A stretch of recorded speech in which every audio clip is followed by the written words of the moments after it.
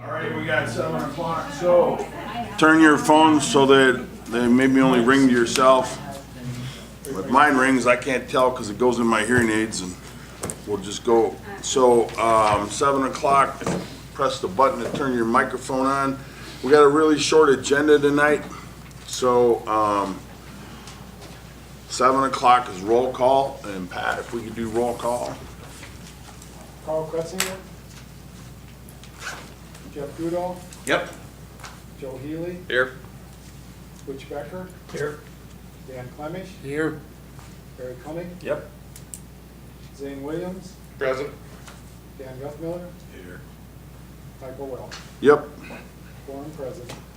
Okay, the next item is the agenda from last, the agenda for tonight, approve the agenda. So if we have a motion for approving, or a motion for the I'll make agenda. the motion to approve the agenda. Can you see the updates? We'll include the update on the motion. Include the updates. Is there a second? Yes. Butch.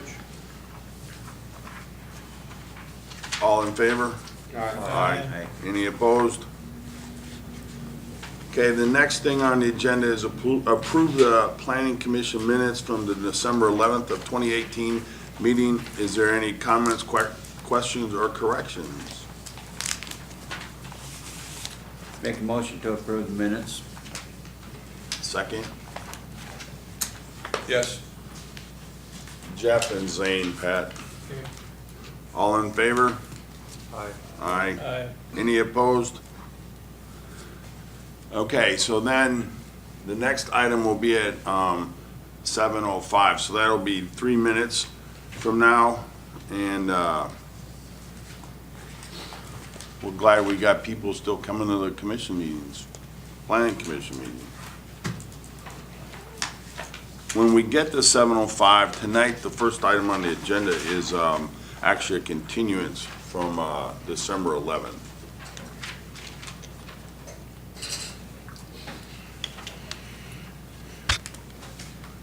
Somebody forgot to show. I apologize for that, guys. That's all right. I had a sale. Late sale that night. Yeah, still selling right now, so this time I remembered. Anyway, I do apologize. Lots of trailers coming in today. How many have you got? 3,500 a day and 5,000 more. So, yeah, You have 26 today. no. Four? Yeah, 24 topish right Peter count? Fats. Oh, fat. We want 26 today. Ain't quite there. there. The guys that didn't get certified for BQA really took their heart today. though. Really? National won't bid now, neither will Tyson. Oh, I'll be darned. Well, thanks to Stockton, we were out approved.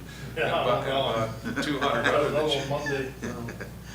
For those of you who don't understand that, we actually have to be approved by BQA now to be able to sell fat cattle. We had to go through a program, most of the things we've been implementing for the last 20 years, you know, where to give shots. Right. When not to ship a lame steer, kid or heifer or whatever. But it's just another tool Checklist. Right. that the customer knows that we are doing everything that we can for animal husbandry. Yep. So, well, Well, we got a minute. I'll address something that affects a lot of people around the area. I am the superintendent at Gavin's Point Dam, so right now we're flowing 3,000. We're at only 24,000, but we're flowing 3,000 through the gates. So I've had a lot of calls, people about fishing and ice and everything like that. We're gonna keep gates open. We're gonna have maybe 1 or 2 right now with 3 gates open. That will be till about May. We're doing about $9 million upgrade on our digital governors, or converting to digital governors in the power plant. And each unit is taking about 8 or 9 weeks. And then just for long-term, everybody's awareness, it'll make everybody be happy with me. From sometime in April to Memorial Day weekend, the entire Crest Road across the top of the dam will be closed 100%.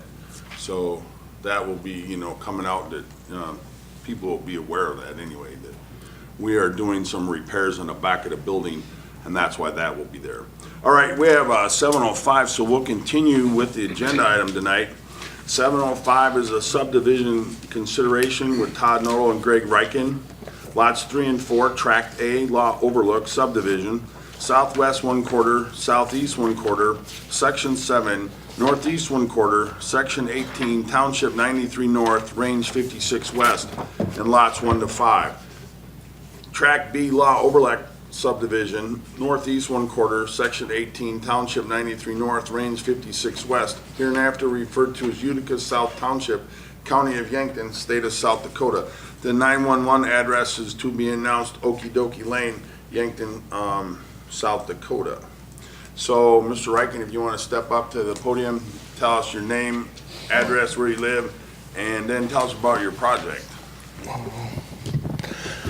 Greg Riken, Yankton, South Dakota. My project, Todd and I's project coming up, we purchased 40-some acres, 44 acres from Bob Law, and I currently have a lot out of that we subdivided and built a house there, and we want to put a handful of lots in there eventually down the road. So I guess we're going to put a road. We'd like to put a road from the existing concrete going north up the hill to access to the houses and access to the other lots as of for now. And I don't know when it'll be, guys, honestly, if we'll sell the lots this year, next year, or down the road, but we just want to get preliminaries and get going and get it set up. Okay, you're currently on lot 2? I'm on lot 2, I believe, yes. It looks like this proposed road, Greg, is gonna be a cul-de-sac going up. Actually, it's on the top. When you get to the top, it's gonna be a straight road that meets up the existing road. To get to the top, it'll veer off to one house to the right and one house to the left, 2 lots on top. And basically, guys, the reason for that is the way it was set up. I didn't want everybody driving through my yard to get to the other 2 lots. So we basically had to buy that other piece from Bob and put the road going up there. That's an extension of Welcome Drive then? It'll go up that, to that? Yes, sir.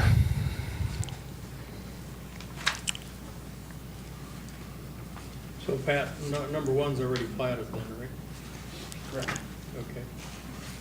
Lower right, below Greg's house, number 2. Yep. Remember our question was, Yeah. what about lot 1? There's no access, so how does, remember we were talking and so you want to bring that up? So if, is Greg planning on selling lot 1? If he does, how do we get to lot 2? Right. Yeah, if you sell lot 1, you're gonna have to put an easement Right. across it. I don't know exactly. I'll talk to Todd, but lot 1 will not get sold. It's just a very expensive driveway. Is that your access now? Yes. Is that the one with the shed on it, Greg? No shed. Isn't there like a guard gate down there or something? Or are you talking about? That's the not west one? Welcome Drive. Yeah, that's down. That's on Bob's or right in the approach to get in there, but it's quite a ways away. Is Yeah. the remaining foundation on this lot 12, some of that burned out? That's all cleared off. It's all cleared off. Oh yeah, you're way down there. That's all Yeah. cleared off now. Yep. I think it was number 12. What's the width of his road that he's doing off of Welcome? What's that total width? 60 feet. Okay, so that's why the cul-de-sac will work, because we want a minimum of 45-foot radius, and if it's inside, if there's a 60-foot, we got a radius, so we can turn a truck around up there. Okay, so you understand that? We either want the road to be wide enough, when we do the subdivision, either the road's wide enough to accommodate a turnaround of a minimum of 45-foot radius, or they make a cul-de-sac at the end. If they make like a 20-foot wide road, they have to make a cul-de-sac at the end of at least a 45-foot radius, which is one of the requirements in the subdivision ordinance. And so with this road width as we have here, we have sufficient width in that road to meet that cul-de-sac, that turnaround requirement. So that's important. So in the future, when we look at these things too, always make sure we got at least that 45, 47-foot turning radius to turn an emergency vehicle around in at the end. And it's not a right-of-way, but it is an easement. Yep. Yeah. Yep. And it will be always open, so it'll always have that access for that turnaround. Okay, so Greg, one of my questions is right now, you say I do not intend to sell lot 1. I think if this goes to approval, that we would want to make a note that access to lot 2, if lot 1 was ever sold, would have to be through a future defined easement. I don't think you need to define an easement right now.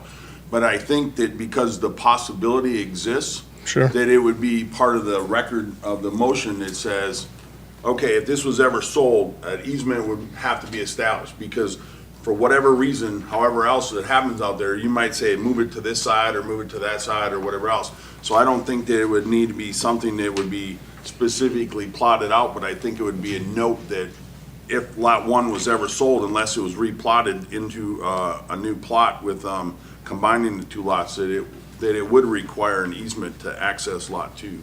Okay. That is state law, so you'd have to do that at any time without an additional. Right, but I think if we put that little note in there, we knew that the night when it came here, that, Right. you know, we were aware of it, but there's nothing that says, right now, the intended use is it doesn't require it. But I think if we note that, it's a better historical document when we go 10, 15 years from now.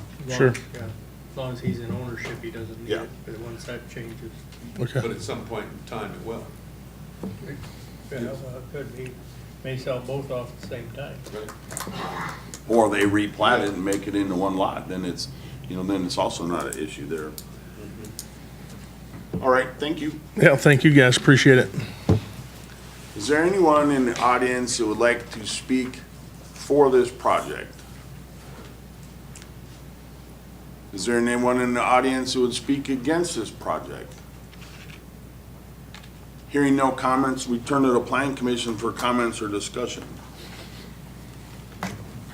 I'll make a motion that we approve the subdivision considerations with also the fact that Lot 2 is now owned by Mr. Riken, and also Lot 1, and should at any time that be sold, he will have to provide an easement across 1 to get to his house on Lot 2. I have that down. Okay, I'll second that.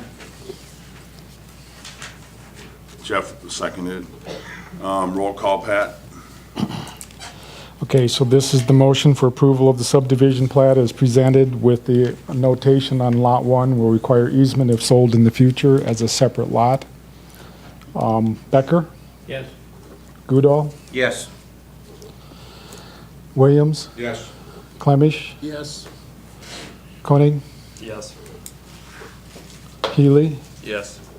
Guthmiller, Yes. Welsh. Yes, Motion carried. thank you.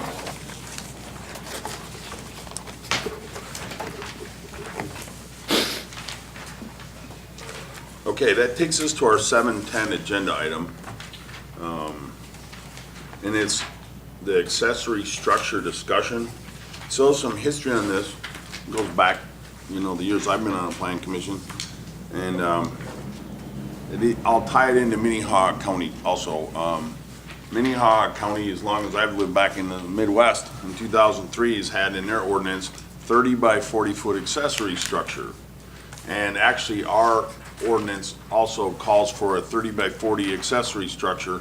But one of the things, as Pat is handing out, you'll notice that these are some of the accessory structures that have been built in Yankton County in going back to 2009.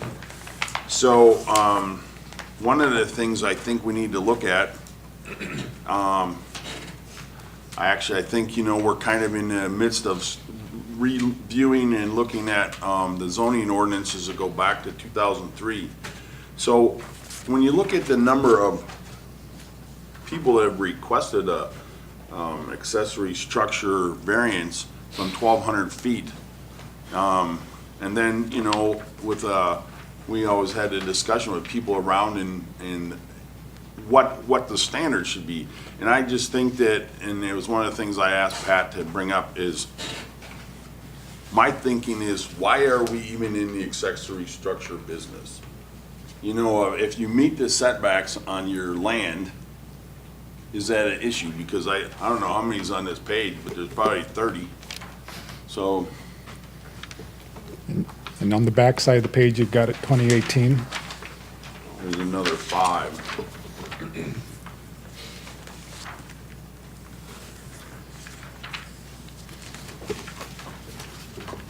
31. So, we don't really have a item on the agenda of like how this should proceed. So one of the things I'd like to ask is, we have some other people here in the county to, that are here. This doesn't get decided tonight. This is like, there's gonna be discussion, it gets verified with, different ordinances across the state. And, if anybody out there has any thoughts, one way or the other. For instance, I live right behind the airport. Big brown house with copper on the windows, or over the windows. So I have a building, because I'm in an area it's called ETJ. I'm outside of city limits, but I'm close enough to city limits that the city ordinances more apply to my house than the county ordinances. So my building is 36 by 48. So, slightly bigger than the 1,200 square feet. That gives you an idea how big a 30 by 40 building. This room is about 40 or 50 by 40, about. So while you guys are here, if anyone has any comments, if they'd like to add or interject anything on this, one thing, this is not gonna be decided tonight, but I think it's a discussion that needs to be had, because if we have this many variances, is it right, So with that, if anyone wants to come up and address it, or if you just want to sit and then maybe come back up, that's what, tonight is really the discussion on. If no one in the audience right now, I'll open to the planning commission, anyone else, if they want to have a viewpoint on it, and then if anyone in the audience was interested at some time, we'll open it back up to you guys. Any thoughts on the planning commission? Pretty general question, but aside from views of the lake area, when people have brought their requests, has there been much pushback from neighbors for any reasons? No, there actually hasn't. And I'm going to use one that I recall, and it was a situation of where one side had covenants. Now, one thing also in the ordinance, it has nothing about protecting views out in the lake area. There is nothing in the rule of the laws that says you can't build a house there because that's in front of my big bay window. So there was, I think it was around Marina Del Rey. This was in about the last 6 months. So these 12 houses were underneath covenants. And somebody wanted to build a building. There was, I don't remember how big it was going to be, but it was more than 1,200 square feet. So they were not in covenant. Everyone in the 12 people here said, hey, we're fine with the neighbor. He talked to us. We're completely fine. It's great. Let him go ahead and build a building. Well, right across the other side of the road, these 12 houses, they were exactly the same words in the covenants, but they were not attached to these 12 houses. So these people said you can't do that because it's in violation of covenants. Well, first of all, about covenants, they're not a planning commission or a county commission thing. They're actually a civil court action.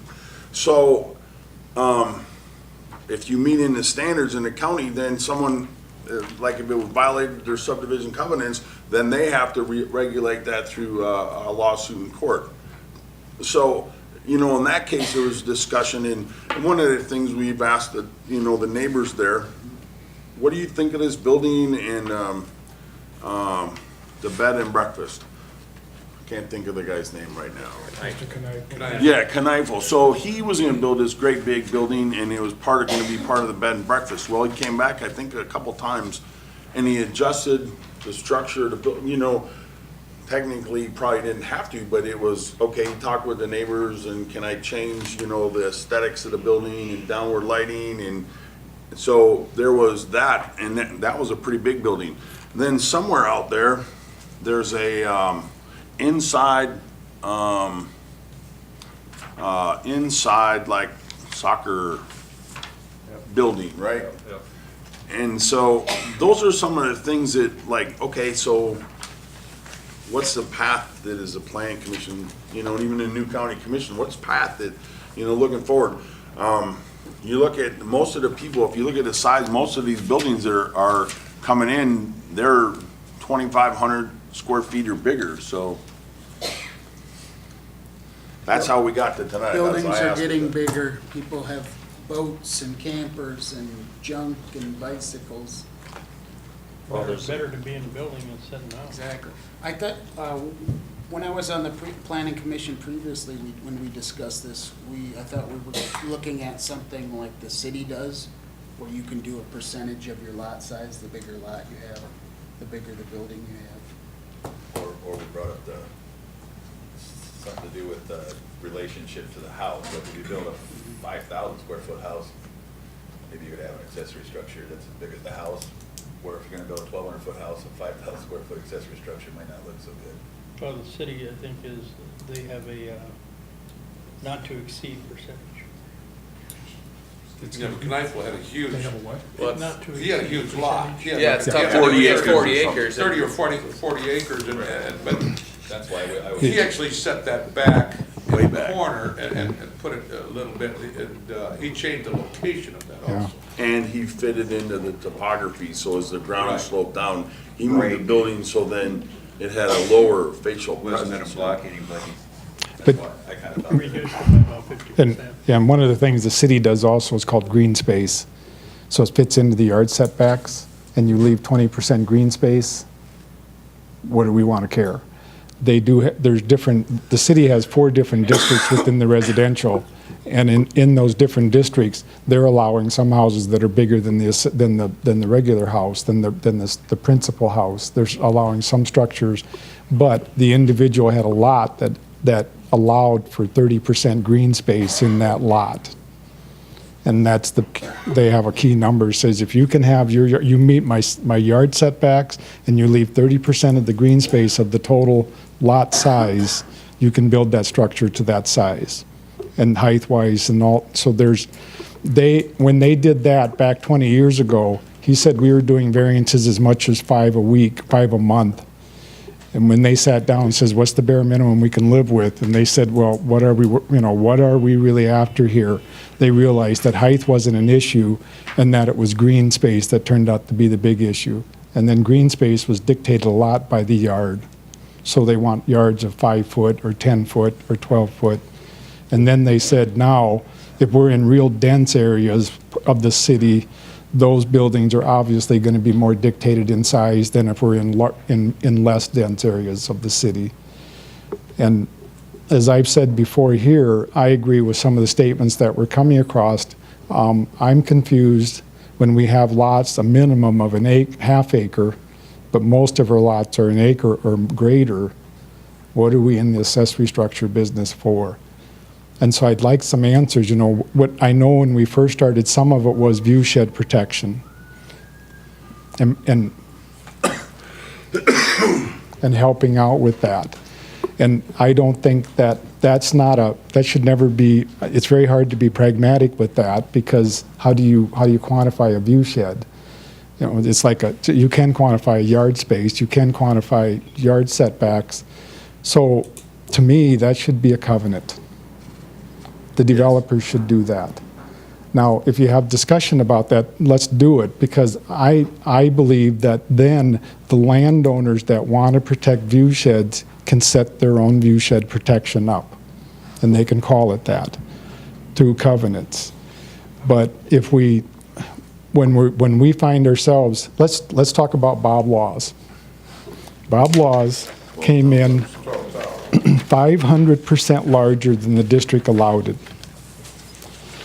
So he's in an R1, which is low density. We allowed him to do a 2,000 foot by regulation, by right. He wanted to do 12,000. Bob Law's out there on 314th. It looks like he's in the middle of the country out there. Right. And he had zero pushback. There wasn't a single individual that came forth and says, we don't like that. Now, with that being said, it fit the landscape, it fit the yard, it fit all those things. Why did we even, why do we care?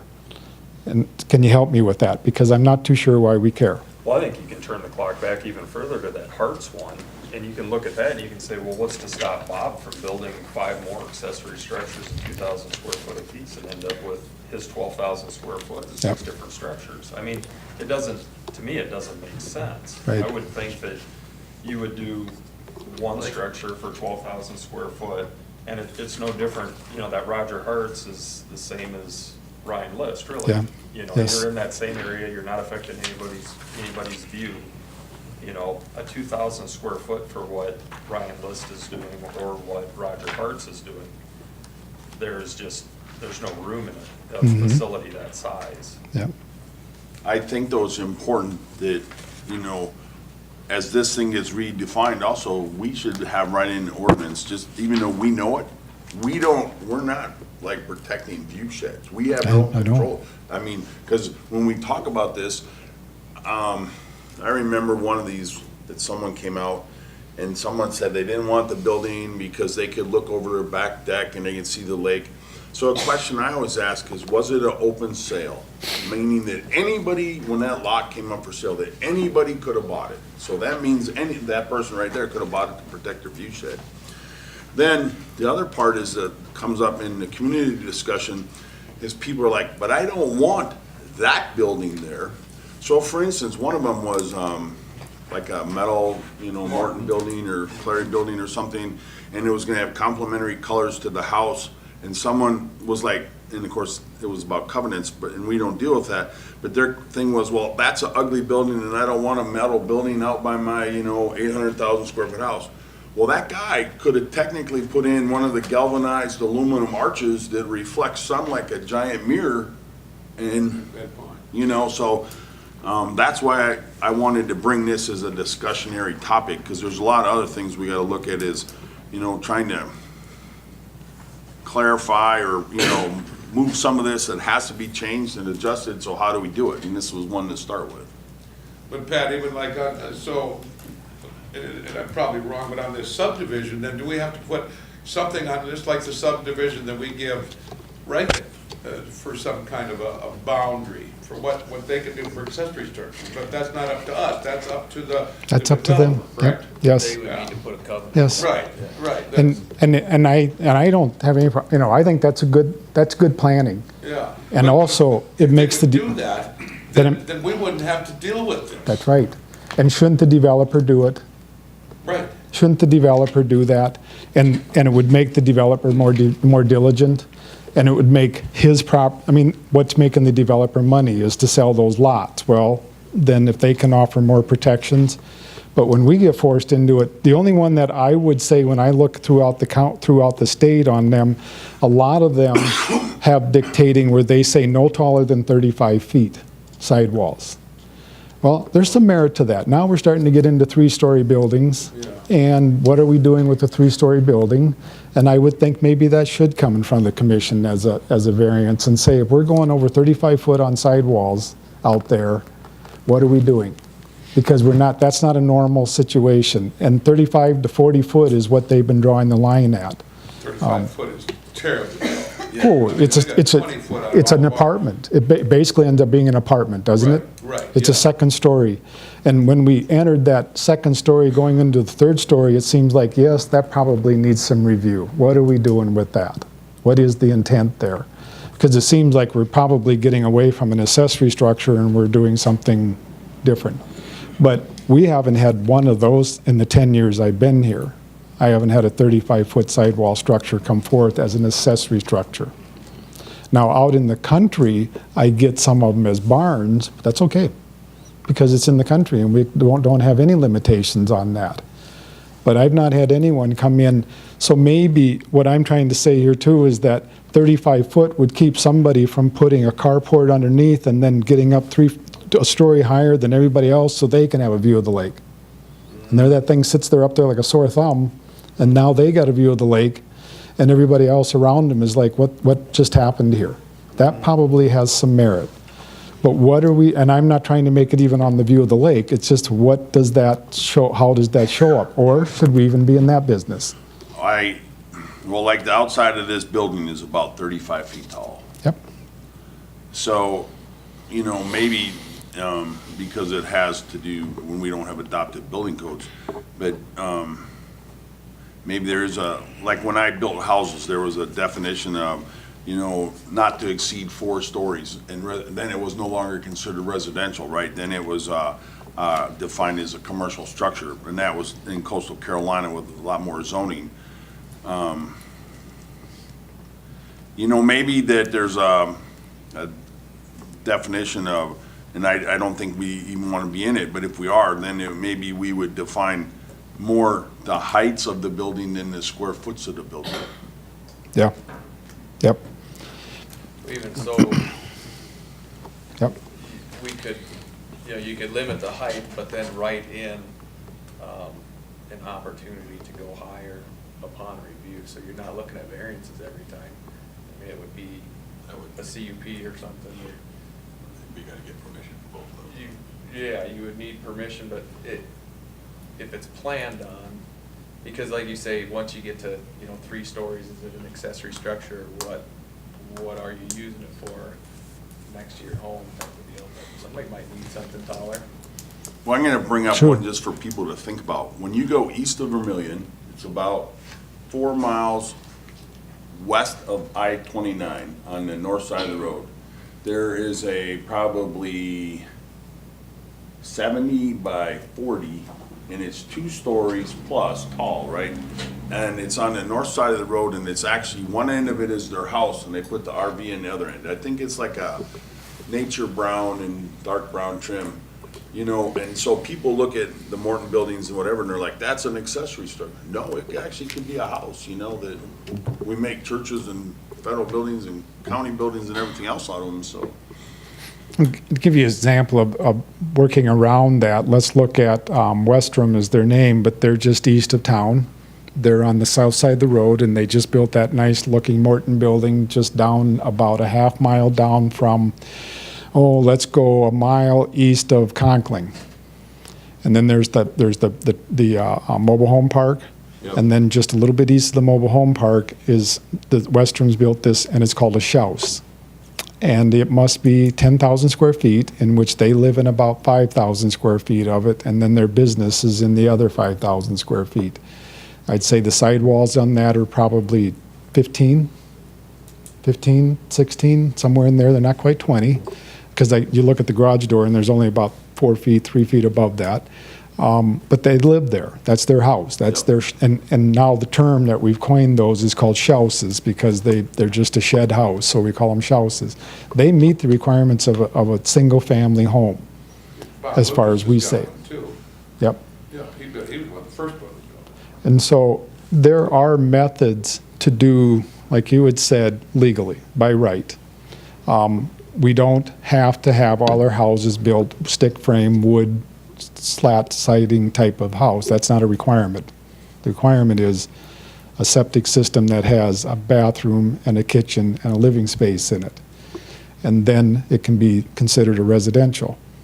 So I think we still have opportunities out there, even if we get all the accessory structure business, for people to still do those kinds of structures and still meet the requirements. I would just like, if you go down through here and you look at a few of these on the beginning there, let's look at some examples and see, do they jump back at us, and are they just a constant heartache? Ben Jensen first came in with the 4,000 square foot shed back in 2009. He was denied. 2010, Jason, help me out with that. Silachik came in and built the 6,000 square foot. His residence is on the hill, 3.5 miles north of Cottonwood Corral. Yeah. I've not heard one single person say anything about that. I haven't had anybody ever say anything that felt like that was an intrusion. I don't see that as interfering anything with the landscape, with anything that fit. But that was 200% larger than what we allowed in that district. Let's go right down to Roger Hart's. That's an easy one. He looks like he's living on the farm. How in the world can we even think he's in a residential district there? But that's how the districts are set up. So, but he did a 5,000 square foot, and are we getting any feedback from that? Can anyone look at that and say, I think that's an intrusion, that we have a problem? And I know we agree there, that was 200%. Jump right down there where we've got some easier ones with Brook and Zimmerman, but let's go down here to we'll jump clear down here to Ben Jensen, came back out in 2015. And Ben says, I'm going to make it even bigger this time. So he came in and he made it at 6,000 square feet, and he's the one that has the indoor soccer field there. And they also play lacrosse, and Ben has quite a good time there. A lot of people felt that was going to be a big intrusion on that neighborhood, and that it was going to show up and it was going to be a real problem. Do you folks know where it is? Do you folks hear any feedback? I don't either. Now, that's 4 years ago already, and I'm not getting feedback on it. But Ben had a very large lot. He's in an R2, but he had about 6 acres. Yeah. So he had a huge lot, he had plenty of setback capability, and he had plenty of opportunities. Actually, he's in an R1, and I believe, I'm sorry with that, that would be a minimum of 5 acres, and he had close to 6 or 7. And that fit. And he's surrounded by houses. And it seems like I don't see where the negative came from. I haven't received them. If we come down the line there, let's look at something like Terry Tennant. This is out on Whitetail. It's a little bit remote, but there are houses up above it on the hill there. And now that the structure's built, even though there was a little bit of pushback when we did it, there has been, and actually several sales since then, still go back to, is that causing an issue? Are people saying this continues to be a problem? Not really. I haven't seen it yet.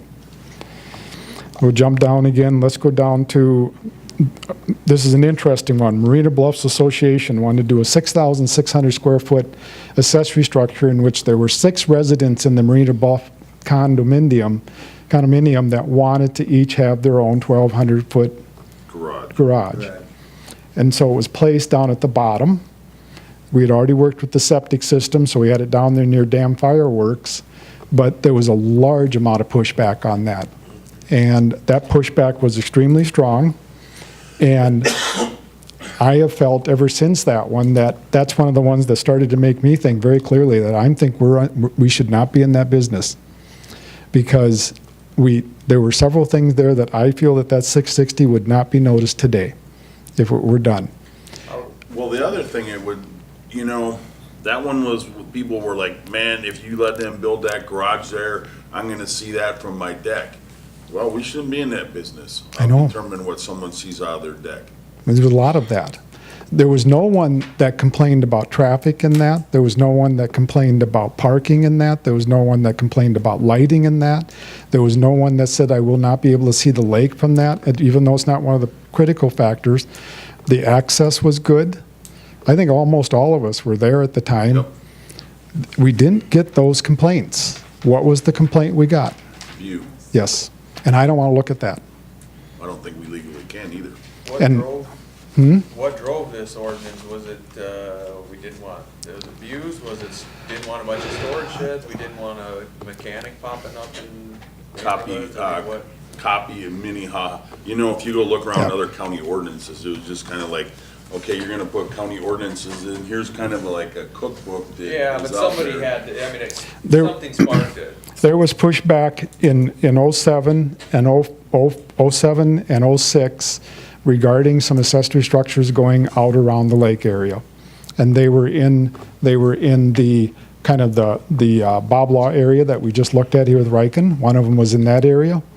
And another one was, to tell you the truth, the two of them were this. The one was the Bob Law one that he built that is currently in the current process where they want to build onto it. But that stood there all alone before they had done any, Dieger hadn't even started doing development. He threw that shed up first. And there were people living up above there that said, what are we looking at that for? But they were way up there. The bigger issue was the one across the road, and I think you'll remember this, Butch, but was the old place where Callahan, was that his name? And he built that very large accessory structure right near Marina Dells, would be north of Cottonwood, and then just to the east. Yep. There's a very large accessory structure, and many people from the Marina Dells complex said, that's obsessive, that's obscene. And they raised a ruckus over that. And prior to that, we weren't in the accessory structure very much. And so we were that was by right permit. And they came in and raised a lot of ruckus with that. And that's when we changed the ordinance. So it was driven by views. It Yep. wasn't driven by, we don't want storage sheds, it wasn't driven. Do you remember, Butch? They didn't want to look at it. That's right. That's the only thing. It didn't have anything to do with traffic. It didn't have anything to do with use. It didn't have anything to do with lights. Those are all things that we're supposed to control, and we could still control once if we even did it by right, we could control those things by how we set And that since the then, permit though, up. they've also subdivided that huge lot into like 5 more lots. Yep. And those So people. now that building is back there in between the other houses. And it's fascinating because if you really take a good hard look at it, before all of that, even the lots to the north, all those Marina Del lots were not developed. Right. It was the lots up on the top. And then since then, all those lots there have sold. All the lots are being sold on Eichhoff. Now Bob Law's even talking about selling the lots on the west side. Those are starting to get sold. And it's amazing because they should have never been able to sell them because that obnoxious, awful looking accessory structure that person built at the time was a very, very hot subject. And so it's one of the worst ways to amend ordinances is when we're that way. We need to be able to stand back and see what business, why do we want to be in that business and where we're going and we were reactive. And then that caused all these issues. As you can see, we're just doing way too many variances because we can't see why we won't let them build that structure. They're meeting what we think. They're meeting the lights, they're meeting this, they're meeting everything that makes sense. And then we say, well, why? As Dan said earlier, in the last 5 years, we've seen campers get at least, would you say 3 to 4 feet taller? Yeah. At least. And so all their toys are getting bigger. And we're not able to adapt quick enough with our so if you come down, then we come back up here and we come in with some of these in which you were talking about the Kneifel one. Kneifel came in with the 6,768 square foot building, 238% larger than the 2,000. Mr. Kneifel owns 27 acres. Right. He's got plenty of green space. He's got plenty. He bought 27 acres. Even if he were wishing to subdivide, he can subdivide down to the 5 acres and he could go through all that. But that structure would still be within, how am I going to say this? Even if they had built that and he subdivided, somebody had said, if he subdivides, then there's that big accessory structure sitting out there, and who would want that? That's Mr. Kneifel's problem. It's not gonna hurt people that buy it. If they want to buy it. That's right. Subdivides it, makes an offer, that's up to them. That's right. That was about view though, too. Yes. And then he came back in and he put it down to 3168. And as Mike had said earlier, he changed the angle and he made it more north to south. He changed the roof pitch and he made that narrow, whatever that's called, that storage up there, his office second storage thing. He changed a whole bunch of those things, and then they didn't want the Morton building metal part, so he changed it and made a different structure, different material. And that whole thing makes me nervous because we're not in the material business. We're not in the building code business. And if we start heading down the building code business in that kind of regard because we're trying to accommodate these, we're not legally able to do that. There's nothing in our ordinance that sets building codes. The Swift property was the same way. Yes. Yes, and then Don Swift came in with 124%, and he was only at 1,200. And that one ends up, that's another issue. Because now we said no. Okay, so Don isn't going to he's going to say, wait a minute, I still want to build this. Well, what are we going to do? He got pretty creative. Connected to the house. He got pretty creative. Yep. And do we want that? Not really. We don't want them out there being creative. We don't want them out there making breezeways and doing all of that. I would have rather have him build it the way he's supposed to build it and make it the way it's supposed to be instead of doing these finaglings to make that thing work. Well, and you were right in the time that you stated that these had different covenants. It was the same covenants, but not on the same properties. Right. That's right. the Not on the 12 same I was talking properties, about. and that was the deal. Yep. And the structure that he was wanting to add was lower than in height by probably 15, 18 feet than his house structure. Yes. Yep. And we were stuck because we got an ordinance and we're looking at that ordinance and we're trying not to do variances. We're trying to be real good about that. And it really brought forth, I think a lot of us brought forth, why are we in this business? What are we doing here? And then when Mr. Swift found a way through it, I can see what's coming in the future. I know within 2019, somebody's going to be in my office putting a breezeway between this structure and that house, and I'm gonna have to allow it. And you can make So it for the big- people in the make it as audience, big as you want. what that means is like if you have your house and now there's a 1,200-foot restriction on the building, that's what the ordinance says right now. But you could build a 100 by 150-foot accessory structure if it has a mudroom that's 3 feet wide and 10 feet long and it connects to your house, right? Because now it's no longer an accessory structure, it's an addition on the primary structure. So that's, one of those things that comes in that, you look at and go, okay, well, if I make a 3-foot little tunnel and it's not an accessory structure. So And I don't that's- think we want to, And we force that hand yes. because it could, now, I've heard arguments that said that we should be able to go back and find building codes and intent of the ordinance and what we're doing there, but it's also, it goes both ways. It's also, you have to somewhat just say, this is what it is, this is how it reads. And I argued with Don, I said, Dr. Swift, what are we doing here? We're not really doing the intent of the ordinance. The intent of the ordinance is this. And Don's like, I don't agree with the intent of the ordinance. I think that this should be this way. And if I can make here's my conveyance. Here's my conveyance. I have a doorway here and I have a doorway here. And tell me what I'm missing in the definition of a conveyance. And and then a couple lawyers get involved and it's obvious that here's what we got. We're in a place. Yeah, but see, you can't also determine his intent.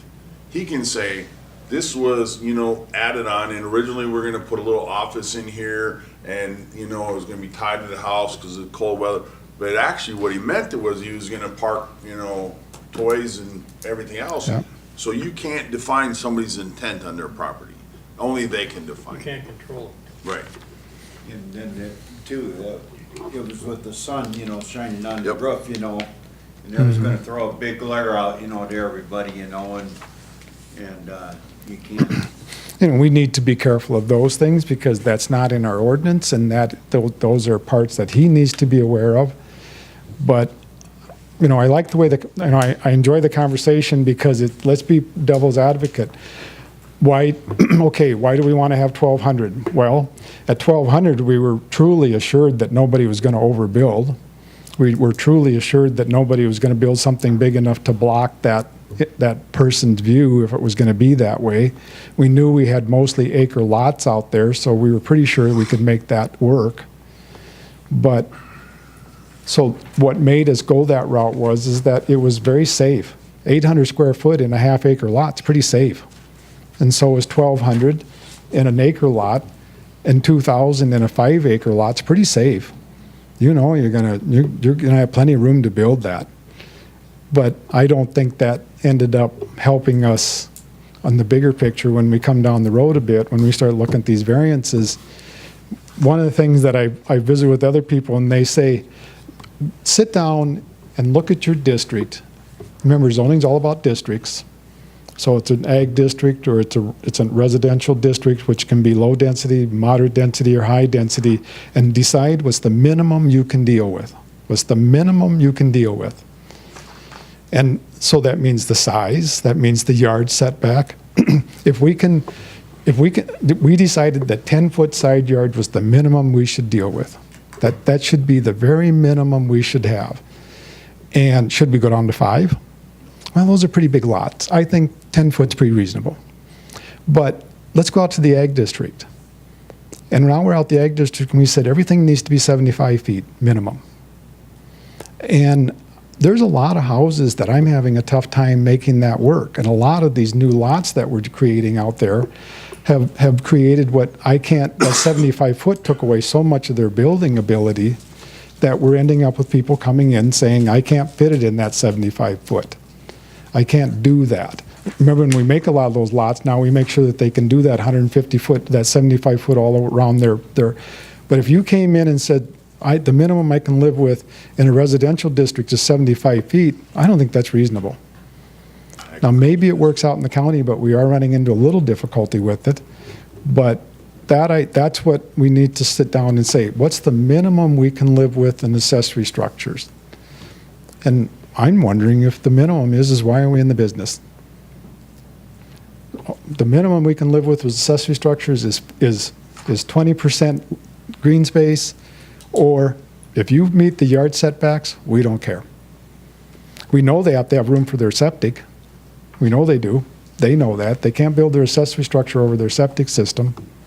And every single one of them out there have a septic system. So we know we have that green space, no matter what. And that has to be pretty good. I mean, a septic line has to run at least 100 feet. Now, you can manifold it. You can do whatever you want, but it has to run at least 100 feet. So we know we have that green space. That's a given. So then can we say, we know you got your septic green space, and as long as you meet these yard setbacks in these residential districts, what do we care? What's our minimum standard beyond that? Why are we worried about it beyond that? So looking at like comparable places around here that have like the assets that we do, just for reference, could you find the zoning ordinance around Lake Okoboji or Lake Ponset? You know, just because we have the same type, right? We have a lake and all that. Then it's like, this is what is over there, good, bad, whatever it is, but that's what they have and that's what they have. But I'm like you, I'm like, why are we doing it and why are we concerned about it in the reality of it anyway? When it comes to views, these people do have their own recourse. Yep. And there have been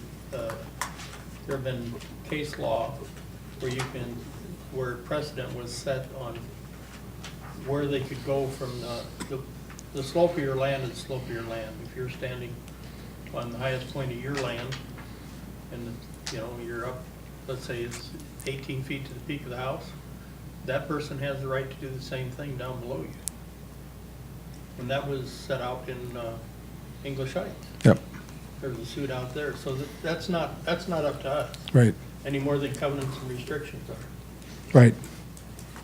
Right. And yet there's still If we're gonna- protection if for we're those gonna be into individuals. anything, then, I mean, if we were really talking about protecting people, and we don't have building code. Right. We do not have building codes. And in building the code, county. building code is what actually protects the people. Now, some people can go to the state, because the state does have certain codes, electrical and plumbing, Right. but not building codes. And I know of somebody that had to redo a whole house because of the Yes. building code. Yes. And move it, put a foundation under it, the whole 9 yards. But the bottom line on that statement is that we have no authority in Yankton County to enforce building codes. Right. We've not assigned them. Now, I can guarantee you that in the future, it's going to happen. Doesn't have to be tomorrow, it won't be in the next few years, but I can guarantee you that sooner or later, we're going to be in the building code business out there. It's going to be that way. That's how it's going to go. That could be 10 years from now. But nonetheless, currently now, the only thing that we can do is when somebody calls and says, I want to get some code, or I want to make sure that this person built this house to code. They built their own house. I want to make sure I can send them to the state, and the state says that IBC code 2018 now is the one we use. And it's online, and you can pull it up, and there's 2018. That's what we're using for building code in Yankton County. I'm not enforcing any of it. As the county, I as the county, or the county's not enforcing any. It's interesting, it gets brought up a lot when federal employees come and go. Yep. Because federal employees have their houses bought and sold through that entity, and they have a building code requirement that they insist somebody signs off on, and we won't do it. So then they have to go to 2018 building code, and then they have to have an engineer or someone else come out and say, yes, that's met that, plus the plumbing code, which the state does, and the electrical code, which the state does. And structural code then has to be done by a third party, because we won't do it. Now, Yankton City does it. They have a building code, and they have a building enforcer or a building official, but we do not in the county. When there's been catastrophic collapses or whatever of structures, the judges have found that you had to follow the code of the nearest town or municipality, the nearest code. Yep. So there's still that recourse for anybody. Well, you guys have been sitting out here with this discussion. Now that we've piqued in some interest, has anybody got any comments? I mean, this is, because one of the other ordinances I want to look at, Pat, as we go, and Dan and Joe, as we go forward, is why do we have an ordinance that someone has to get permission to have a swimming pool on their farm. I'm like, because I learned that in this last year, that someone had to have a permit for a swimming pool, and I'm like, really? I would have never known that you had to have a permission slip to have a swimming pool. And how did that, Yeah. do you remember how that came about, Butch? Or the one out north here? No, the swimming pool business, how we got into the swimming pool business? Well, from what I remember, it was one back in 07 that came in and put in a in-ground pool. Really, it was done very well. It was done very professionally, but it was a neighborhood attraction. He didn't put a fence around it. He didn't protect it, and it became a neighborhood attraction. But it shouldn't have been our issue. But we made should it have been one. that guy's insurance company. But we made it one, and we reacted. And we thought we probably should do some conditions out there.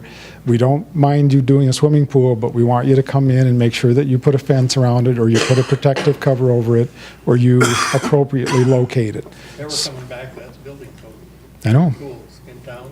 You Yeah. have to have the fence and you have to have the cover when you're not there. yep. But that's building code, and then we're saying we're not involved. See, so we got ourselves into it on that regard, and suddenly we've got an ordinance out there that says all swimming pools need conditional use permits. And that one kicked in about 06 or 07. And again, that was a reaction. So, let's put that on your magic list of one of the other ones, put it at agenda that we talk about. Like, should we have to ask permission to put rubber duckies in your backyard?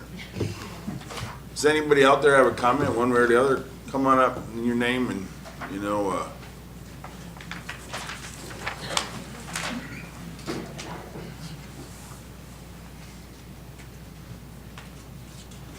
Good evening. My name is Paige Herrig. I live in Mission Hill. I've got a couple things to say. First of all, I don't envy your job in trying to figure this out. It's a tough problem. A couple things to think about that may or may not have any bearing on it. If they do, they're going to be very subjective and possibly hard to make a concrete decision on just based on ordinances. But it's going to depend. I think one factor is how much does the county want to protect or take care of its citizens and at the same time take care of itself. Now, one of the problems out by the lake that always comes up is, I don't want to look at that ugly building. Well, beauty's in the eye of the beholder. Maybe that's just tough.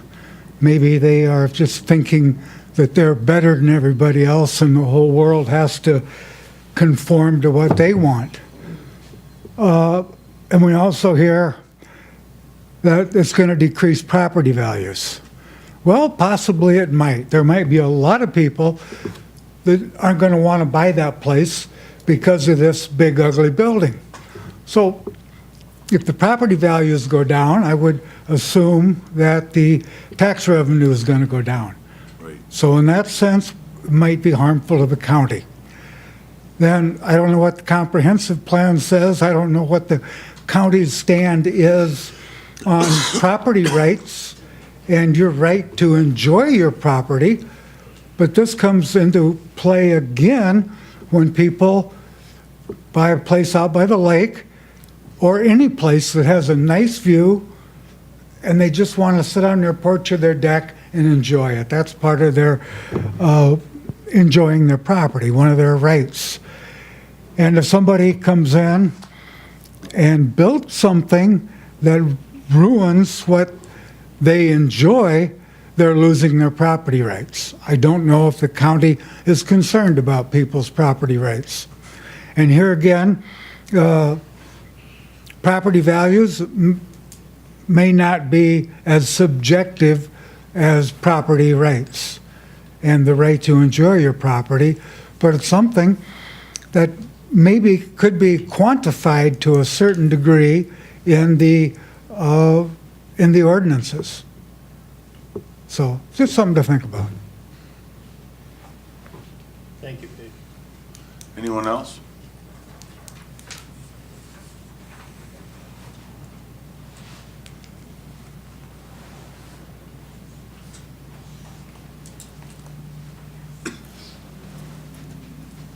You want my name and everything? Okay. Dan Grant, I live Mission Hill. You want my actual address? Sure. Okay, 30626 446 Avenue. I guess sitting here over the last year and a half, 2 years, whatever it's been, I guess my only question when it comes to the accessory and stuff is they've been okay, they've been not okay. They're within the ordinance, but been denied.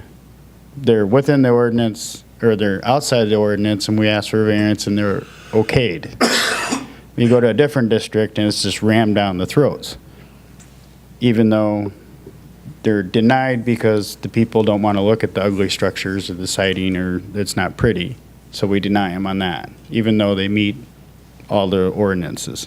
So sitting out here, maybe what we should do is, if this is what our ordinance says, whether people don't like, if it's pretty or not, do we go off of what other people don't want, or do we do what the ordinance says and go with what the people are looking for? I know it's a hard thing to juggle, but more consistence, I guess, is what maybe we should be after. Consistency. See, that's one of the things that drove this discussion tonight, because our Thank you. consistency was that we were significantly bigger than what the ordinance was. You know, so, you know, we were consistent, that we, probably 90% of the time they approved the building, but I'm looking at this thing, there's like 5 of them that were actually 1,200 square feet, you know, and the rest of them were bigger. You know, just things to look at. So Pat, what would the path be forward from now? You know, let's say we want to either change the ordinance or get rid of the ordinance.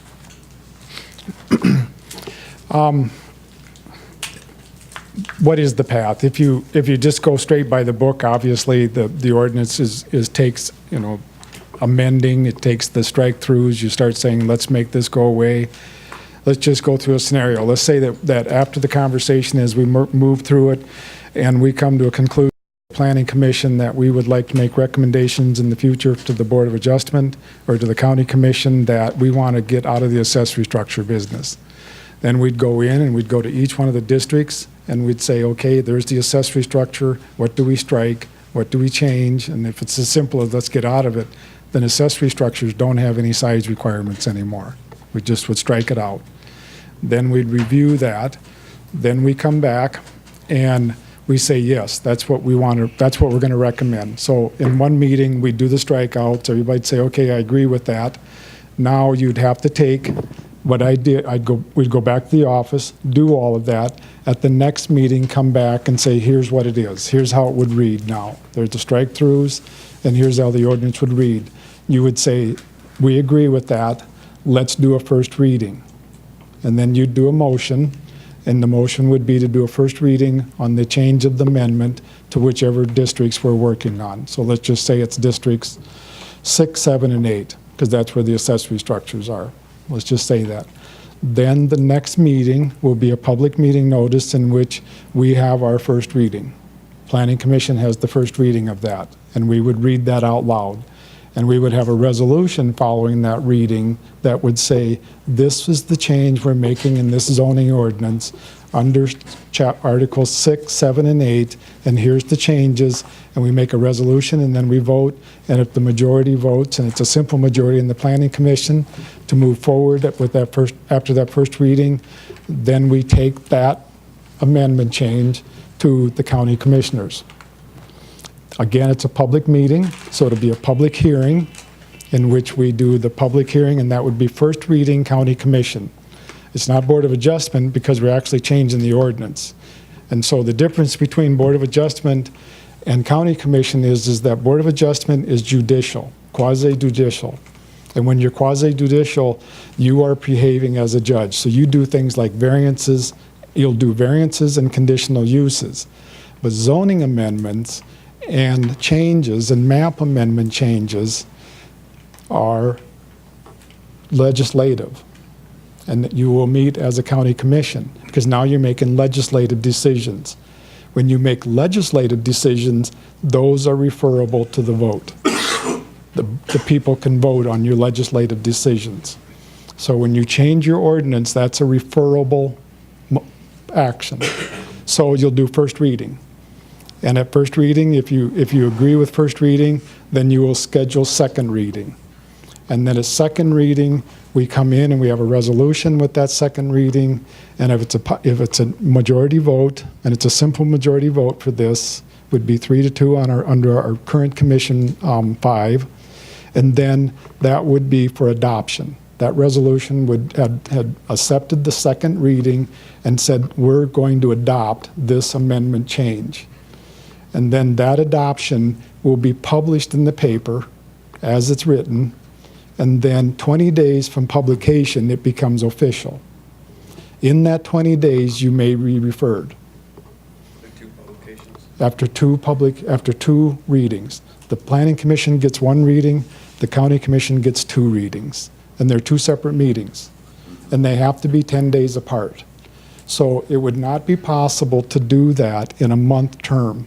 So because the way we do our meetings, we do them the first Tuesday and the third Tuesday of the month. You would do your second reading. We couldn't get that unless it usually doesn't work. It's always a 2-month process because you got to have that 10-day notice. And then after that, you have that 20-day period in which the adoption is not effective until 20 days after publication. So let's say we do it and it's on a Tuesday and we won't get it published Wednesday. So let's say we get it published Friday. Then 20 days after that Friday, it's approved or adopted. But in that time, they have the ability to come in with a petition to appeal, which would be basically it's referred, not appeal. Appeal is always with quasi-judicial. Appeal or referred is always with legislative decision. So anytime we change a zone district or anytime we change the ordinance, those are legislative decisions. Then after that, it's adopted. And then we update the zoning books, and then that follows through. And then the zoning books we always make sure zoning books are updated for the Planning Commission and the Board of Adjustment. And now, of course, we're having very good discussions regarding the further updating out there in the medias. But the bottom line is that it's adopted at that time. If it's not referred, it's now in place. So right now, we would need a motion to Proceed with the changes proceed discussed. with the changing the ordinance? Well, I think, what I would rather see is we have a new commission, and I think it'd be very wise for us to continue these conversations when we have the opportunity like we do. I think this is wonderful. This is where we learn stuff. This is where we start doing our devil's advocate and all of those things there. And maybe for the next couple months, we bring up the next thing you just talked about. Swimming pools. And how about lot sizes, especially in the ag districts? I don't think we're having a problem. I don't think we're having any problem in our lot sizes in our residential districts, but I think we have a very serious problem in our commercial districts, and I think we have a fairly serious problem in our agriculture districts. Pat, how many residents or lot sizes do we have in the ag district that's under the 20 acres in the county? Do you have any idea? Okay, in the ag district? In the ag district, so if somebody's under 20 acres and they want to do really anything, they have to have a. Well, there's a lot of them that are 5,000, but those are that's very. Well, what I'm Not saying, approved. what I'm saying is, You wonder how we many. just wondered how many What are percentage there? of farms I can are find Are there that. 100 or there? I can find 200? that. That won't be that hard. I haven't done that, but I think it's a good metric, and it's something we can look at. Especially, I can give you the metric for how many variances we've done for these lot sizes, but I think it's a good metric. It won't take me very long at all. We have a very good program in our ProVal that will pull them all up. And so anything that's under 20 acres out in the ag district, and I'd like to do the same thing with our commercial district. I think it's, you saw it with the Coster permit. What are we doing making these people get 2 acres for a building that all they're gonna do is sell tires in it? Right. What are we doing? And we're making them set 100 feet back and 50 feet on the sides and 25 feet in the rear to sell tires? Wow, that's great for an industrial district, but we've taken and combined the two, and we're making commercial people that simply want to sell tires be in a lot that they could build an ethanol plant in. And so either we go back in there and say, let's change that district. Maybe we better put an industrial district in there and then that has 2 acres or minimum, and come back and make the commercial district, the city goes clear down to I think they go clear down to 500 feet, square feet for a commercial lot. And that makes sense. Because if you take a look, you go along Broadway there, let's just go right there as soon as we come around the corner from Burger King, or even where Thompson has a sign, Mayor sign is. That little lot there is 250 feet that he owns. The little lot next door is only 350 feet. We got about a 450 feet parking lot. The 2 buildings where the real estate and the insurance company are up down there around 300 square feet. And we got 2 acres? How come, why do you think it took us so long to get that east side developed? You got that welding shop out there, that Eagle Eye Welding Shop, or whoever that is on the south side there. He's been wanting to expand for 4 years. And he is not interested in coming in and arguing with us about that yard setback. He can't figure out why he can't expand. And we got him, I think it's crazy. And we're missing out on that. And I'm afraid he's going to end up expanding down in Nebraska because we can't accommodate him. Talking about Bull Creek? Yep, You know, Bull Creek? yep. We can't accommodate him. And he wants to do it. Build again? Yes. But he's like, the only place he did a little building for me was because he could do it within that little footprint he had, but he'd like to double it. This first edition didn't have to get a Yep. variance. Yes. And he didn't want it. He didn't want to deal with us. And I don't blame him. But what I don't blame him about is that I think I could talk him into doing it. What I don't blame him about is that I think it's a little bit goofy. He's right. What in the world are we making him do that How far for? is he back from the frontage? His frontage is 75 feet. 75? Yep. Oh, it seems further back. I know. And he's like, and then we got him on a 25-foot back lot, and he's at that 25-foot. Why? And then we got him on 50-foot side lots, and he'd like to span east and west, and we got him sitting there at 50-foot. He can't make enough material to fill it up. Well, it works well if you're a large industrial outfit and you've got huge storage lots. Well, maybe we better make a new district. These things here, I would rather us talk about and put them in a package and work with the new commissioners and start putting this package together, and then we're all in the same frame of mind and we start making new districts and let's Right. put this whole thing. I'm very cautious, and I have always been very cautious because of the issues that we fight with often here are because we do them piecemeal. Yes. And I really don't, I'd rather us spend some time, maybe we got to go back into the comprehensive plan. Maybe we got to do that. That's a decision the commissioners need to help us with. But I want us to be, when we have these kinds of conversations, I don't want us to be sitting here for 2 or 3 hours at a time trying to do them. But I want us to think, and I want us to think real hard about what, not only this accessory structure, but let's look at those lots. I think we got a problem in commercial, and I think we got a problem in ag, and there's another district out there called rural transitional. Yes. Can any of you explain to me what rural transitional is? A little of this and a little of that. 20-acre lots? So one of the things I want to bring up for the people, you guys are, getting civics lessons often. So in our ordinance, it says outside of the community, you basically have to have 20 acres. Well, we do these farmstead realignments, right? It was the farm and there was the house and the buildings and all that. And we end up making a lot that looks like a pork chop, but the regular banks won't finance if it's greater than 10 acres, because then it becomes an ag industry. And then it becomes more complex in regards to financing residential house on 5 acres or 4 acres, or there was one I inspected out by Tabor, and it was literally like 10.017 acres, and they couldn't get a regular mortgage because it was ag size structure. So our ordinance says 20, and as long as I've been playing around in the planning commission, I don't ever remember that we left one at 20 acres. It was 4.73, it was 6.85, and so maybe that's another one, I think it's a good discussion that we bring these out, and you guys, out there, you're involved in what's happening. Bring it to somebody to say, you know what, here's one of your ordinances I looked up, and it's like me, this was the swimming pool. Why? I mean, why do I care about a swimming pool? Maybe there's something that you guys are looking through this and go, Does this one make sense? Can we look at this one? I mean, I think that's what we should be doing. And I think those, and during the process that we're looking at this whole global thing, I think the zoning ordinance was done in 2003. Right. That's the 15 years. biggest mistake Yankton County made. I moved here in '84, and we didn't have a zoning ordinance, and I was a bit shocked. Because I couldn't really, and we were very adamant that we were not gonna have one. In the 1990s, we tried to implement one, and we didn't get it done.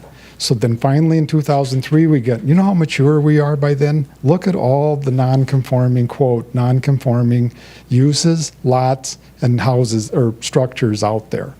And it forces us into this variance process. Now, I think we're getting enough maturity into this thing. We're almost, well, let's just do the math. We're about 17 years into it.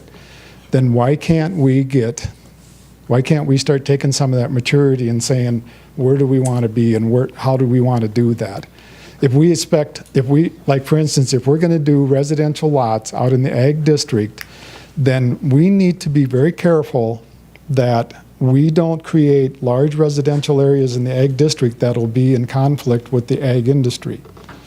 So what does that mean? I had talked this today to some individuals, and I said, one of the things I'd like to see us do is let's do multiple ag districts. Let's do an ag district 1, 2, and 3. And ag district 1 is the big area where we're going to be pretty relaxed out there. As long as you meet your residential setbacks and you meet some of those things, you can build some of these large-scale agricultural operations. But if we're a 2-mile circle around Mission Hill, we don't think there should be any. It should just be ag. It should just be row crop ag, no animal production. And let's put that circle around Lesterville, and let's put that circle around Utica, and let's put that circle around Irene. And let's buffer them. And then people that want to live in the country, that want the country life, can make a decision that I will be protected in this ag district if I have a residential house. And then people that say, I want a farm, and I want to farm, and I've got 20 acres, and I'd like to put a small-scale CAFO on it, which could be Class C or Class F, and it's in Ag 1, and that's sitting up in there in, let's say, Odessa County, we're okay. We're not going to tell you that your 20 acres can't do it. We will say we want you to be 1,320 feet away from that house. If it's another person's house, I think those are good things, but we need to give them a place to do that too. Or do we? That's where the comprehensive plan comes along. Maybe there's enough citizens in here that say, heck no. Heck no. We don't want any. Let's start small with buildings and swimming pools. I think they're all things that they're all pieces of the puzzle, and let's build it up. And then when you start changing the ordinance and we start doing those readings, we're talking about our book. I truly believe that we do not have enough districts in Yankton County. I think commercial needs to be broke down into commercial, whether we call it retail, and then there's industrial. I think there's so many different uses of ag out there now that we need to be able to give that person that wants to raise pigs in a confined environment on 20 acres a place to do it in Yankton County. And that, I agree. I think there are places that it should not be done. But we need to define that in the ordinance. And if we say this circle here that's where it's going to be, and people then go there and buy that property, they can still enjoy country life, they can still have all the amenities of country life, and the protection that says there will not be a CAFO there. But remember, zoning is all about districts. You set the district, and then we set the regulations for that district. Remember that. Your zoning map is your king. That's what's telling you what you're doing. That's where we're going. Now, what can we accept for bare minimum in that district? And the city of Sioux Falls really sat down after they got beat up quite a bit. They got beat up really bad by two big things. One was a doctor building a very, very large home in a historical district, and they got beat up really bad, much worse, on the Walmart on the east side of town. And that Walmart wailed on them. Because what they did is that they went in and they said, this district here, we want it to be multifamily, and right across the road, we're going to let them do big box stores. And they didn't live to the zoning. And they did the districts, but they did not adhere to the rules that they stuck on those districts. And the people that ended up buying those multifamily homes came uncorked when the Walmart showed up across the road, because they were told that that is not that kind of district. And they went back in and said, we need to set the districts, and then we need to enforce the regulations on that district. And as Mr. Grant said earlier, we're going to be consistent, and we're going to say no, and we're going to do it. But we set the regulations to the bare minimum that we can deal with, and we will be consistent from here on out. And they're working hard at it. But it's hard. If you talk to any of them up there, they say it is hard. But they haven't had any variances or pushback now for almost 2 years. So was there a variance issue to that big box store? Ben, right? It was a different district. It was a different district. right They across didn't. the street. Yeah, No the issue. the multifamily people were told that there's no, that type of business. Correct. That would not be that kind of commercial district. Yep. Oh, so It was still ag when It the was still- apartments were built, It and was then, set up as as it big grew box, forward, or that's what happened on it. it was when it was made into a district, that was an approved use. The issue that they ran into is that they rezoned that property across the road from residential, high-density residential, ag, and then it went. and they rezoned it to a commercial After big some box. Multifamilies were already there. Yep. Oh, they're. After they ran. Yep. And they were building them at the time, too. So, so those are, but what they really found themselves is that once they started setting those and they live with those districts and they got them done, they've had very good success. But you got to set the districts. And as we're getting more mature with this in terms of what zoning is about, we're recognizing where our residential areas are. We need to do it around Gayville, too. The right term that you need to do that as we're looking at these ordinances, it's called strategic review. Yes. It's like I run the power plant. I'm doing about $9 million right now, but I've been doing about 10, 15 million a year in the 10 years I've been there. So we should call it a strategic review. Where are we gonna go in the next 5 years, Yep. 10 years, and And where have we been, what variances were issued, and Yes. everything else. We Yes. need to know that, that's the basis of what we Yep. have to look at. And I will gladly and even, how would I say, enthusiastically like to do those kinds of metrics. I like what Dan said, give me some numbers there. How many lots out there do we have currently under the 20-acre rule out there? And under the 20-acre by right, how many lots in the ag district are out there smaller than that? We'll get it for you. We'll get those kinds of things so you can make some good decisions. But one of the things that I'll advocate here, and I have talked to some different people about it and some different commissioners, and this has been a long-term thing for me, but I would like to hire a consultant. I would like the county to hire a consultant. One thing I've learned is you cannot be St. Peter in your own town. You can't do it. And we might all be, we're all very sharp people. But I know you. And that's hard for me to take what you may have to say as, well, I need to work with this. But you bring in a consultant, and they can set us up with surveys. They can set us up with what metrics. They can, and maybe really most consultants can be done within 3 months. And we could have a comprehensive plan that we've tapped out, that we're ready to take in front of the planning commission and the county commission and do the first and second reading. And off of that will tell us, where should our industrial parks be? Where should our commercial parts be?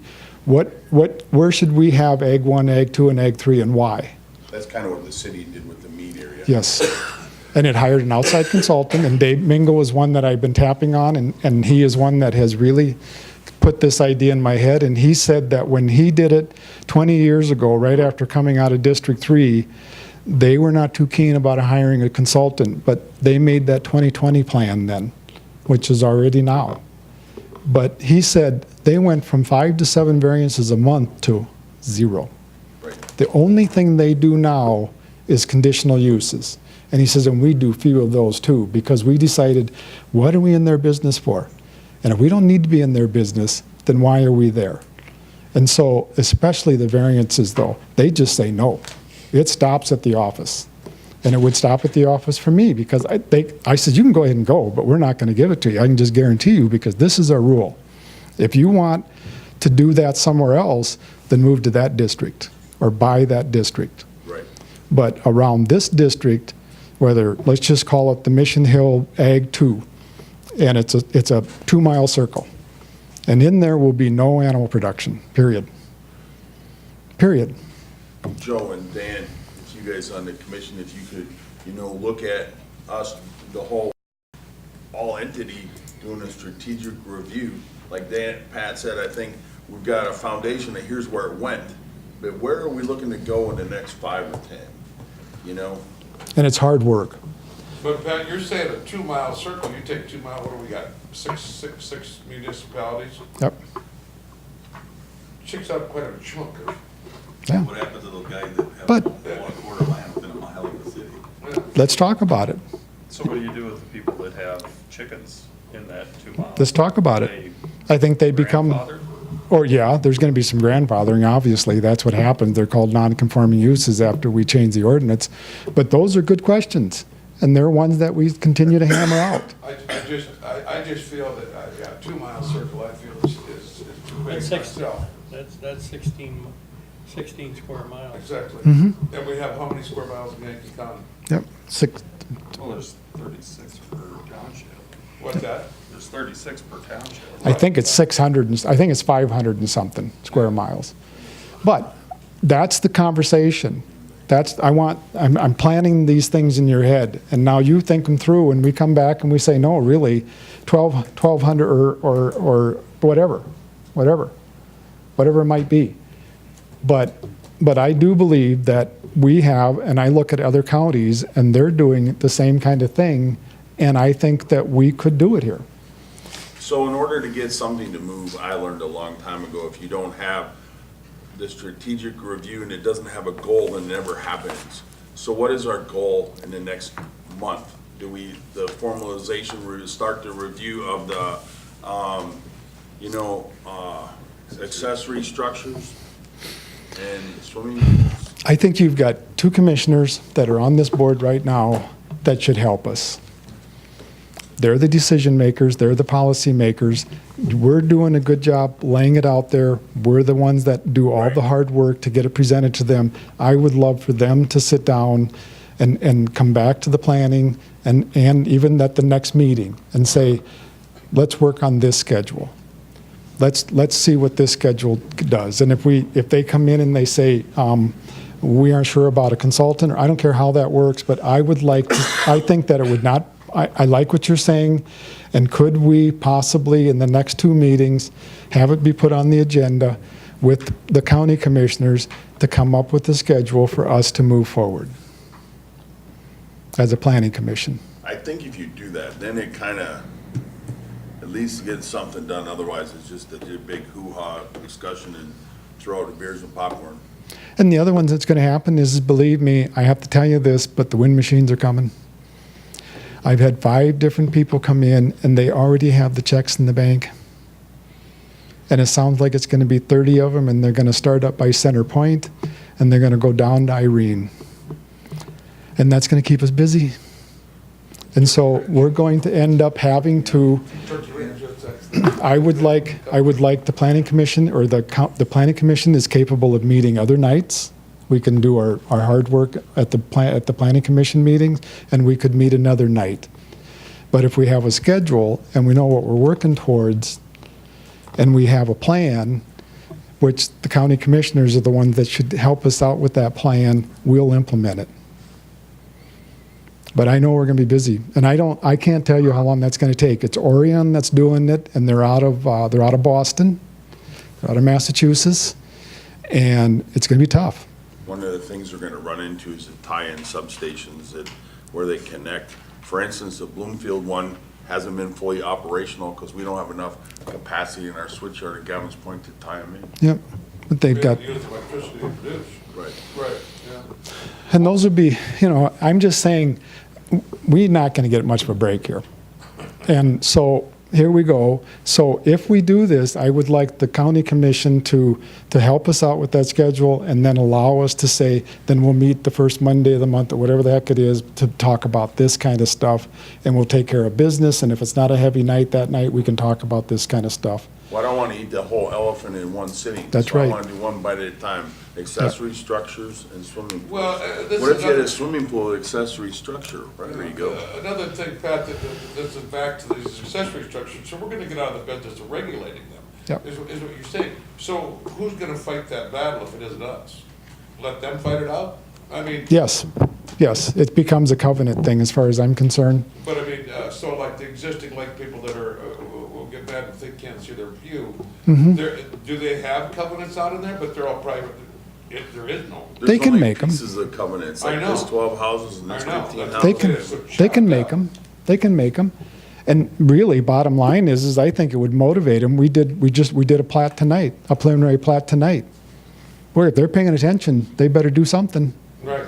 And we just made 5 of them last year. We did 5 of them. We did almost 70 lots last year. I hope they're paying attention. Right. But whose responsibility is that? Yeah, I see what you're saying. It's a Okay. developer's responsibility. Yeah. I mean, developers, You don't want the same deal. You don't- developers will push everything to you they can, Right, because that reduces their cost. right. The more the county takes care of and government takes care of, the less cost they have. True. And so they don't mind us doing that for them. But there's a bunch of things I don't think we should do for them. You know, everything from building their roads to, I mean, now we're finally dictating how big you're gonna do them so we can turn the emergency vehicle around. If you go up Ridgeway Ridge there, you can't turn an ambulance around up there at the top. You can't. They won't go there because they can't turn it around. So the developers are just selling ground. That's all they're doing. But if you force them into selling ground because now they have to pay attention to some of these things, then I think that's a good thing. Yeah, then we make the rules. And, you know, basically, you're just saying, we're gonna go by right. They still have to meet the requirements. They still have to meet a setback requirement. If we decide 35 feet's the total height, then they have to meet that. And then it's an administrative permit. And every month you get the building permits, so you see what we do, and you see where we're going. And then that could get scratched. But I'm very, very careful about, and if you feel that we need to jump on it really quick, because we still have pressure, but if we can pull this off, this could be a put-to-bed thing in 10 to 14 months. Now, we're going to work hard. And we're going to have a lot of conflicts between here and there. And there will be people that will come in and say, I don't think you should get rid of that. But we have to understand, that's why the comprehensive plan can be so good for us, because we start understanding what everybody wants. All right, we got 2 things we still gotta do left tonight. One real quick, so Public comment? what would you be asking of the commission to essentially set up a goals or schedule of, okay, have a comprehensive plan by this date? Yep. Yeah, Oh. you need some type of committee that can get Right. together to work on it. Yep. Right, and then, I mean, go through every article or just Yes. the ones that come up? I think the comprehensive plan has to be all over, to start over. And why? Why not? The city of Hill City did the comprehensive plan in 3 months, and I thought it was really, really, really good. They hired a consultant, he worked for them for 3 months, and it was completed in 3 months. They had really good community meetings, they had really good effort, and they got it completed. And what's really slick about theirs is that it's only about 20 pages. So I thought it was pretty good. And it got to the point, and they did a great job. After that comes the hard work. Going through each and every page and saying, okay, based on the comprehensive plan, we need to take a look at ag district, and we think just a single ag district isn't completing what we have, because what's the comprehensive plan gonna tell you? I'll tell you one thing, it's definitely gonna tell you we have conflict from residential to ag production issues. There's a conflict. It's very heavy. How do we remedy that? How can we do regulations to help us out with that? And there's ways to do it. And the comprehensive plan will give us that. And then we sit down and say, okay, I think we need some more districts to deal with that. Or we need some more, whatever that might be. What's the status of the work that was done on the comp plan previous? Is that done? Never got completed. There was a committee I know established at one point. Did they ever work on anything, or was it just They worked on it until Mr. McGinnis stopped coming. And it's sitting in 2 boxes upstairs. We had a $5,000 contract in which they didn't complete it. And so they settled just last summer for $2,000, and Mr. McGinnis fell ill. and that stopped. And we never got it completed. And I believe strongly that, again, I really am taking Dave Mingle's input on this thing. They've had terrific luck in the city with this, and it's well spent. And then, when we get in the ordinance, we've done some ordinance changes. We can do that as a group here, and that's really what has to do it, plus the audience. But yes, the comprehensive plan that we started working on in 2015 did not get completed. And so part of the issue in that one is that it's a very technical, statistical style, and about as much as 5 to 10 years ago, almost all comprehensive plans now have turned into a narrative style. Do you have an example of the newer style? You Oh, can yes. provide us? Yes. And then get us an estimate on what it would cost for consultants. And I just request you to do that through the commission so that I have a motion that way, and then I have that motion, and I agree, Dan, I agree. I think that's a great move. I can get that. I already have 5 people that we have had very good success with throughout the area. And there are very good ones, and we can get you some estimates of that and even some time frames, and I can get you the process or some of the work that they have done, or the work they have done, and what they think their process is. These discussions, whether the direction the comp plan ends up taking us, we know accessory structures are an issue, swimming pools are probably. Right. I think we can get a jump on some of these. I agree with those, and I think that's a good idea, because yes, you're right. We won't even have to, once we're done and we're rolling through this thing, we've already talked about accessory structures. We already know what we want to do. I agree with that. Don't stop the conversation. And then as we head into that, every time we get an opportunity like this, if we aren't overburdened, but once we get overburdened again and we're going to listen to 10 wind machines come in and all that conflict, we're not going to be ready to sit down and talk about swimming pools after that. So as long as we're not overburdened, I'd like the conversation. I think the next one I'll put down is swimming pools. Well, maybe the next one should be windmills. Should be, Windmills. maybe. Or tiny homes, that's another issue. There you go. That's coming fast, Yeah. and it's been here. All right, we have, I'm gonna move it to, the Yeah. public comment. I got one more thing, Yeah. Mr. Chairman. Online zoning ordinance, where do we sit on that? Is it available online yet? I would like it's ready. We can put it on. I have no policy. I have no procedure. I honestly can't tell you who's going to put it on and how it will be put on. I honestly can't. I don't even have someone I have not been told who even does it. I have been in the hallway told who does it, but I do not know who does it. Who does, as in scanning it and putting it online or what? Yep. Yep. Who does it? And what's the policy? What is the policy? I'm ready. I have visited with people, with other individuals, and I am ready. We can do what we have to do.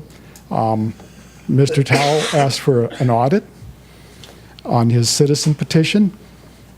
Whenever you're ready.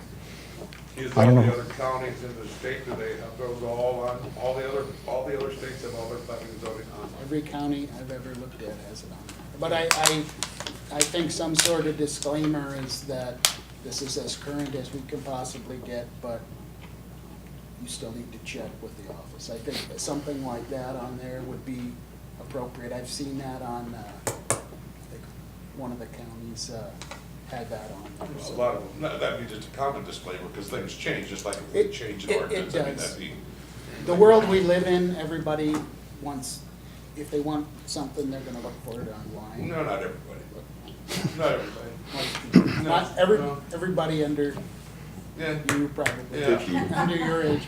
Most, and that's a reality as I'm a, very tech savvy, to tell you the truth, but I'll I've give seen you you a on clue. Facebook too, so. I've got a lot of friends my age that still run flip phones, and they do not. Right. They don't know how to scan a piece of paper and email it. We do it 5 times a week. Right. So I know what I do. But what I'm saying is there's a lot of people that do not. Sure. And for Those people, they have the option of coming in and get a book, but for the vast majority of people, it's a reality this day and age. I think we have to have it on. I don't disagree with it. So- Give me a policy. Yeah. I am very if I'm frustrated about things here, I think we do, I don't have a policy. And when they did this website back in 2015 and hired this company, and it's a company out of Madison that I've never met anyone from there, we never did a policy. They just said, here, load this up, load this up, load this up. And I disagreed with some of that in the beginning, saying, don't we need a disclaimer? Who does this? Who's going to be the one assigned? It's never been done. We've been getting by on the seat of our pants on that thing for a long time. And so, give me a Well, that's part of the policy. thing when I say strategic review. That's Yep. gotta be a thing that's identified at the county commission that says, okay, our goal line is in 1 year, we have the ordinances Yep. and all that, you know. If at the meeting, we say, let's do this review at this time, and let's do this audit at this time, make sure that the zoning book is up to speed and everybody's on place, and then we make a policy, let's do a resolution, we're done. Then I have that piece of paper that helps me, and if I'm not here, it helps the next one. But it does exactly what you just said, Dan. What's my disclaimer? How do we do it? Who's in charge? Who's loading that? Is it in the auditor's office? Is it in the register of deeds? Is it out at the highway department? Who's doing it? Who is our webmaster? I can't answer those questions for you. I know before Carla left, it was out the highway department. Now, what kind of a website master is this? I mean, she was a clerical person out at the highway department, was our webmaster. I don't know, that's hard. And so, yes, we'll make it work, but let's set a policy so that I know what's going on. And you know what's going on, and you know what's going on, and everybody knows what's going on, how it works.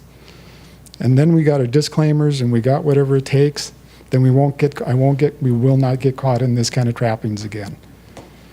But that part needs a policy. If you take a look at the zoning ordinance, there was not a single time that this commission nor the planning commission did not have the accurate copy of the ordinance. Not a single time. We just simply pulled pages out and replaced them. But you could not do that online, and I have no webmaster to help me out with any of that, and so we had to work our way through it. So, with that being said, give me a policy, give our department a policy, and now we are expected to follow it. Is this Word document today? Excuse me? Is this a Word document today? No. No. It is, excuse me. What you have It's there, not a PDF. right, it is, I have it PDF now too. But you Yeah, have a. but you have it as a Word. I'm just, Yeah. yeah. I'm talking Yes, about I have when both when files. It's updated, it can be updated. as It's Word, always up- saved as a PDF. Yes, it's always a Word document, and then it's saved as a PDF as we go through it. And then the PDF is a non-editable form. So we'll never put a Word document online. But, You can lock it, so when it goes in there, it's True. not editable. Yep. But you can edit a PDF just like you can a Word document if you have the right setup. as long as we lock it, you can't. But those are policies. Again, that's another policy. Don't put it online unless it's locked PDF. Right. Now, I'll go out there right now and I'll show you that half the things on that website are not locked PDFs. And I don't think that's necessarily bad or good, but I don't think, we don't have a policy. And we need to, there's some of us antiques, like Zane and I, that need to be reminded this is what we need to do. And then there's also other ones where we just hurry up and flip it on there and we weren't paying attention and you're like, what? That's not locked. I still have not got a memo who replaced Carla. I understand it's the gal down here in the auditor's office, but I don't like that. Why do I have to get that out of the hallway? All right. I'm gonna try to move this forward again. Is there any anybody signed up for public comment? Do you know, Pat? Yes.